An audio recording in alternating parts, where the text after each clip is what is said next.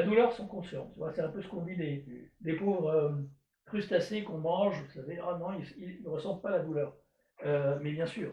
Et les chercheurs visent à retarder le développement du cerveau, hein, mais ça, c'est pas la peine dans certains cas. Il y a des millions comme ça autour de nous. Et s'assurer que le corps manque de sensibilité. Voilà. Les utérus artificiels sont déjà testés, mais nous, on sait que tout ça, ça existe déjà.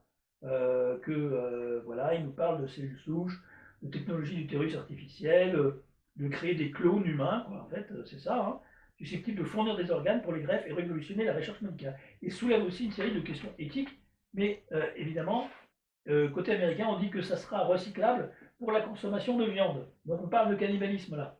On le pousse, on nous fait consentir qu'il existe déjà. En fait, toute cette révélation, c'est la preuve, comme je le disais tout à l'heure en off, au compte-gouttes, que le clonage et l'hybridation font partie intégrante des technologies matricielles depuis des lustres.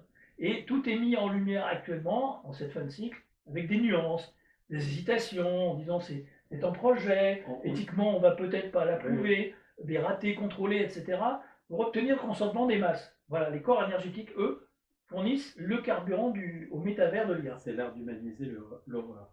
C'est ça, c'est glauque, mais on va l'humaniser en disant que c'est pour votre bien. Et quand tu fais la liste des choses, c'est vrai qu'on ça ne peut qu'accélérer finalement un autre mouvement, c'est ce qu'on appelle la civilisation séparatrice. On voit bien qu'il y a quelque chose qui... C'est-à-dire qu'on a notre pauvre l'humanité avec notre conscience, etc.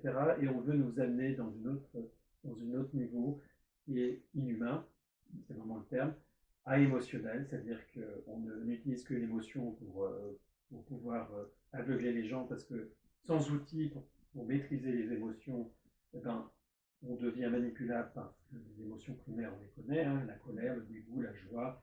On peut facilement manipuler les gens là-dessus, sans effort de vouloir un peu évoluer, de dépasser ce cadre binaire. Et on peut les nourrir toute la vie avec jusqu'à temps qu'on n'ait plus besoin d'émotions. Donc on voit bien qu'à travers ce cadre, on est sur une civilisation séparatrice. Et c'est pour ça qu'on s'est rencontrés. C'est que moi je pense que la clé de voûte de tout ça, c'est que euh, quand on monte d'un niveau dans ce niveau d'inhumanité, justement la clé de voûte, c'est qu'il y a quelque chose d'inhumain dans ce mouvement.